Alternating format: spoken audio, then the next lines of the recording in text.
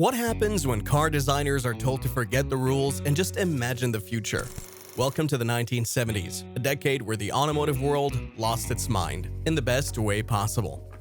Imagine low-slung silhouettes that look like they belonged on Mars, sharp-edge wedge designs slicing through the wind, headlights that popped up like surprises, and interiors that felt more like cockpits than cabins. This was a time when the rules of car design didn't just bend, they shattered. Automakers used concept cars as their playground, with no regulations, no budgets, and no production deadlines. Just pure imagination. They experimented with new materials, tested out wild technology, and created machines that were equal parts art and engineering. Today, we're counting down 20 of the coolest, boldest, and most outrageously awesome concept cars from the 1970s. They might have never rolled off the assembly line, but they still turn heads and spark dreams to this day. Starting off the list is the 1970 Ford Mustang Milano. Drenched in an eye-popping metallic purple paint, the Milano embodied the best stylings of the decade to come. Its low-slung fastback silhouette hugged the pavement like it was ready to race the wind. And those pop-up headlights, pure sci-fi cool. Step inside and you'll find a stripped-down interior with deep bucket seats and minimalist design touches. Nothing flashy, just focused. The car's rear was especially cool, with futuristic taillights and an aggressive diffuser that would make any would-be street dragster think twice before challenging the Milano at a red light. So why didn't this showstopper make it to your local dealership? Well, timing is everything. As the 1970s progressed, oil prices spiked, the economy declined, and Ford shifted its focus to smaller, more practical cars, such as the Mustang II. The Milano was too bold, too fast, and just too ahead of its time. Next on our list is a machine that looked like it came from another planet, and performed like it too. The Mercedes-Benz C111 was Germany's version of a science experiment on wheels. Mid-engine layout, gull-wing doors, lightweight fiberglass body, this car wasn't built for the road, it was built to explore the limits of engineering. Under the hood, well, more precisely behind the seats, was a series of experimental engines. First, Mercedes tested a Wankel rotary engine. Later, they tested a turbocharged diesel. That diesel version would eventually shatter speed records, clocking over 200 miles per hour. But for all its ambition, the C111 stayed in the lab. The Wankel engine had serious reliability issues, and mass-producing the car just didn't make financial sense. Still, it left a legacy. It showed the world that Mercedes wasn't just about luxury, they could also do wild innovation. Get ready for something truly radical. Italian design at its most fearless.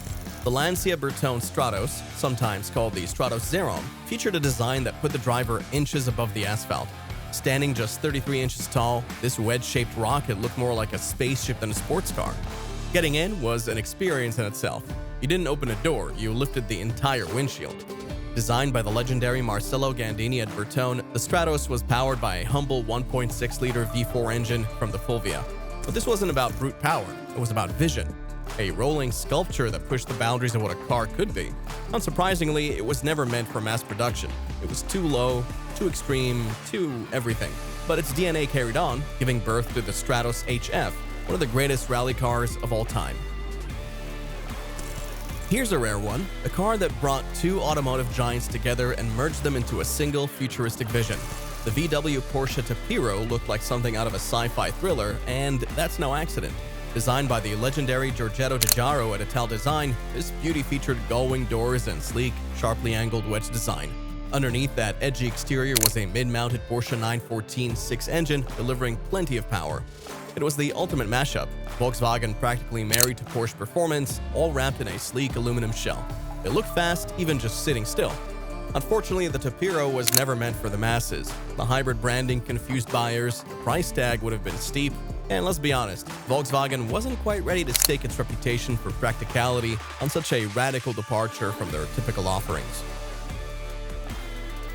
The AMX-3 was a mid-engine supercar conceived by American Motors Corporation, the same company best known for its economy rides such as the Hornet and Gremlin. But in 1970, they went full throttle with this radical prototype, blending American ingenuity with Italian design. Designed by Ital Design and hand-built by Vignale in Italy, the AMX-3 had all the swagger of a European exotic. A 6.4-liter V8 sat just behind the driver, roaring with over 340 horsepower. It was low, it was wide, and it was deadly serious.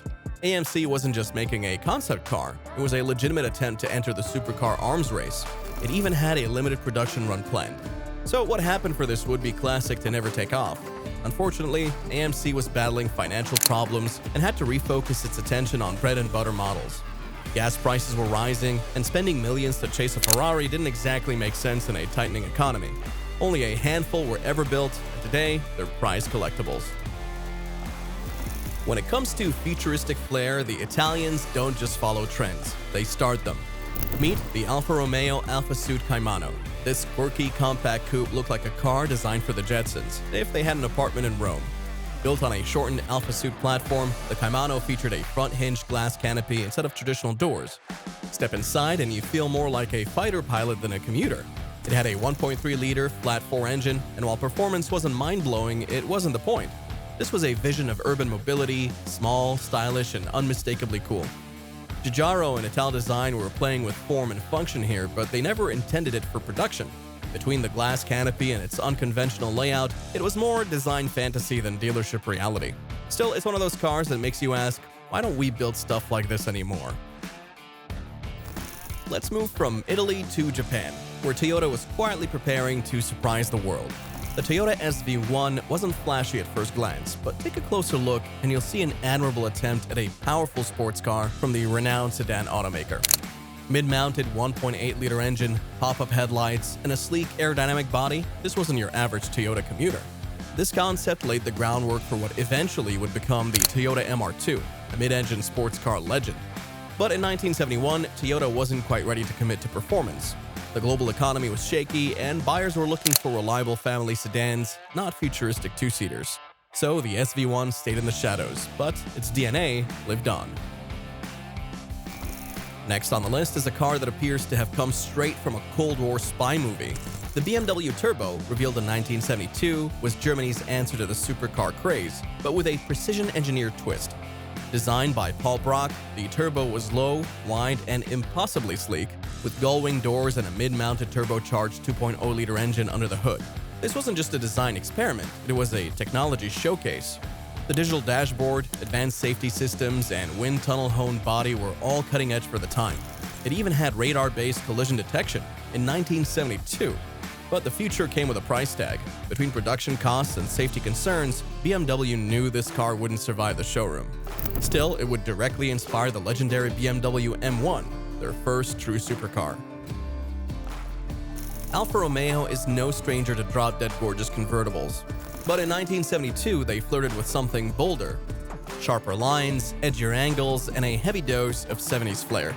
Enter the Alfa Romeo Alfetta Spider, a reimagining of Alfa's iconic Spider, but through a lens of a wedge-obsessed era. Designed by the masters at Pininfarina, this concept was all sharp creases and confident stance, powered by a 2.0-liter engine. Imagine the elegance of an Italian roadster, sliced into a geometric sculpture. This wasn't just a pretty face either, it was Alfa asking, what if our convertible was less romantic cruiser, more angular rebel? The Alfetta Spider looked like it belonged in a high-speed chase scene from a Monte Carlo movie. So why didn't it hit the streets? In a word, money. Alfa was struggling financially, and rather than gamble on the radical, they stuck with the tried-and-true classic Spider, which was still selling steadily. The Alfetta Spider became just a whisper of what could have been. If any car screamed the future in the 1970s, it was this one, the Maserati Boomerang. Even its name hits like a sci-fi weapon. Designed by Giorgetto Giugiaro, this vehicle was all angles, attitude, and audacity. At first glance, the Boomerang looks more like a stealth fighter than a grand tourer. Its razor-sharp wedge design sat atop a 4.7-liter V8, borrowed from the Maserati Bora, producing over 300 horsepower. But the real magic was inside. The dashboard wasn't just futuristic, it was alien. All the gauges and controls were embedded into a pod that spun around the steering column, topped off with a single-spoke steering wheel that looked like it belonged in a spaceship. So why didn't Maserati go all in? Simple, it was too radical, too expensive. And Maserati, like many Italian brands of the era, was battling financial headwinds. The Boomerang would remain a one-off showpiece, a glorious what-if etched in steel. But its influence, that's another story. You can trace its DNA in cars like the Lotus Esprit, the DeLorean DMC-12, and countless concept sketches that followed. Now let's jump across the Atlantic, where American innovation was taking a different route. The Chevrolet XP898 was an exercise in making a lightweight, one-piece chassis and frame. Built with foam and fiberglass, the car was all about speed and handling. The whole idea behind this car was extremely bold, truly new and different. It was made with 4 fiberglass panels and injected with a rigid urethane foam, making it a pioneering test in construction techniques. That gave the vehicle a body that was virtually free of squeaks, rattles, and vibrations, which provided a smooth and quiet driving experience. The suspension, drivetrain, hood, and doors were all bolted to reinforcing plates that were bonded to the fiberglass panels, creating a solid and reliable frame. The ideas were right, but the timing was off. Even though the design showcased some innovative construction ideas, the car would never see production. Back over to Europe in 1973, the design genius Giugiaro was at it again, sketching up some seriously cool designs. This time, he came up with something called the Audi Asso di Picche, Italian for Ace of Spades, which sounds pretty cool, right? So this Ace of Spades was a coupe, which is like a sporty 2-door car. Underneath all that sleekness, it was actually based on another Audi, the 80. It had these really sharp angular lines, almost as if it were cut with a knife. And the engine? A nice, tiny little 1.5 liter. The whole look of the car just screamed precision. It was sleek, not too flashy, yet totally modern for its time. Disappointingly, the car never actually reached the dealerships, but its ideas, its DNA, definitely lived on. You can totally see its influence in cars like the Volkswagen Scirocco and the legendary Audi Quattro. These cars became huge for their brands, known for their performance and style. But back in '73, Audi decided to play it safe. There was a major oil crisis looming and everyone was tightening their belts. So the Ace of Spades just stayed as this one-of-a-kind car. No big production lines, no dreams of it winning rallies, just a little hint of the awesome things Audi had in store for the future. The Lamborghini Bravo, unveiled in 1974, was designed with one purpose in mind: to turn heads and make jaws drop. This beauty was designed by the legendary Marcello Gandini at Bertone. Think of it like the wilder, more out-there cousin of the famous Lamborghini Countach. It had even sharper angles and some real bold design choices that enhanced its experimental vibe. With a mid-engine design, it packed a powerful performance punch with a V8 engine. The cabin felt like it was made of glass and sat so low to the ground it almost looked like it was glued to the road. The idea behind the Bravo was to replace another Lamborghini called the Huracan. It was intended to bring the classic Lamborghini style and speed to people who might not be able to afford the absolute top-of-the-line models. But as it often happens, there was a big problem: money. By the mid-1970s, Lamborghini was facing serious financial difficulties. The oil crisis had really hurt the market for super expensive cars, and the dream of the Bravo just quietly disappeared. Only one was ever built, but the way it looked, that design had echoes for years and years in other cars. It was truly ahead of its time. The Opel GT had been a stylish hit for the General Motors European arm in the late 60s. So in 1975, they decided it was time for something new, something futuristic. Enter the Opel GT2, a wedge-shaped concept with lines sharp enough to slice through time. But this car's real party trick? Sliding doors. Not scissor, not gull wing, sliding, like something off a sci-fi movie set. Underneath that bold exterior sat a 1.9-liter engine, modest but enough to keep the GT2 sporty. It was compact, sleek, and looked like it belonged in a 1970s vision of the year 2000. But despite the visual fireworks, Opel had other priorities. Models like the Manta and later the Calibra were safer bets, focused on broader market appeal. The GT2 faded into the shadows, a sliding door icon that never slid into production. It might be small, but don't let that fool you. The Peugeot Peugeot packed more charm per square inch than most supercars.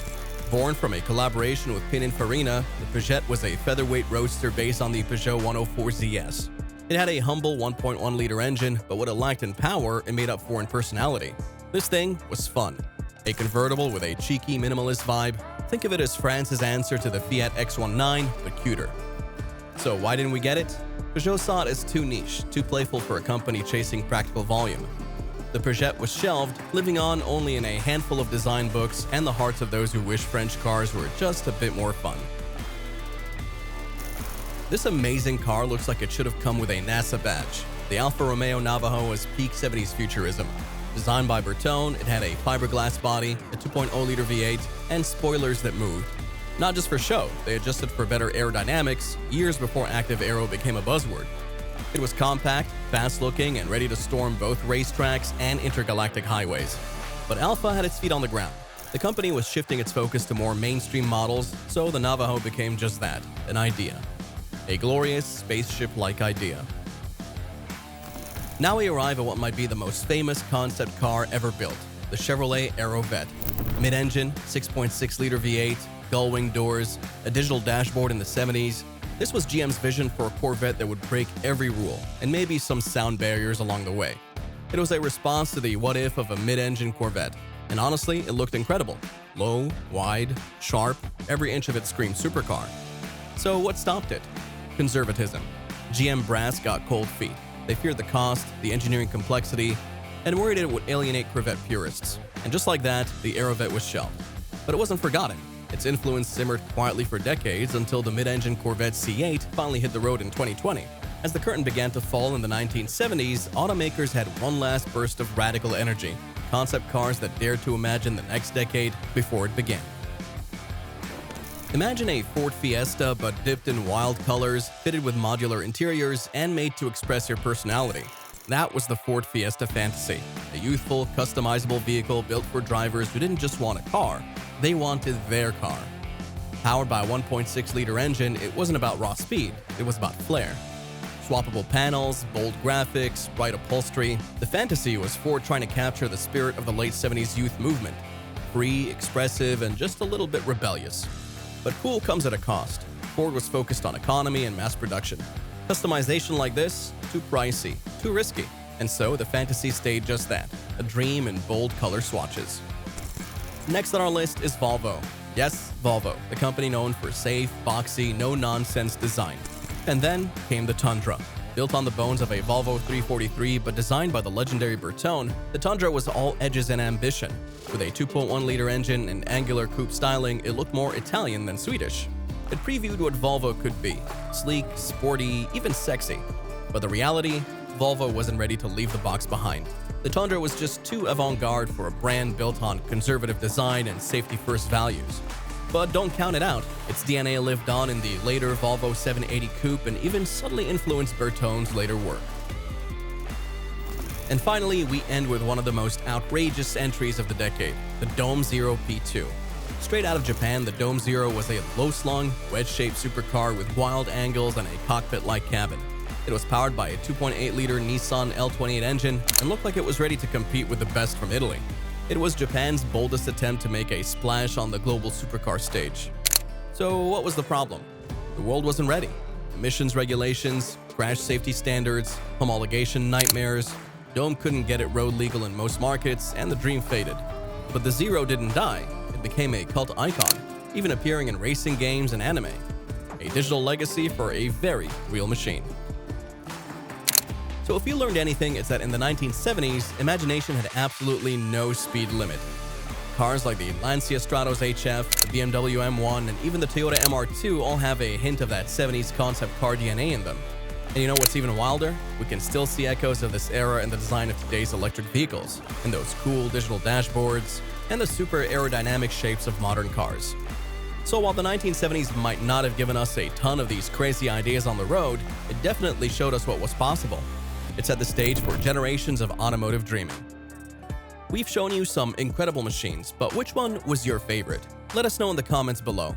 If you like this video, make sure you hit that subscribe button for more untold stories and fascinating insights from the world of cars. We've got plenty more coming your way.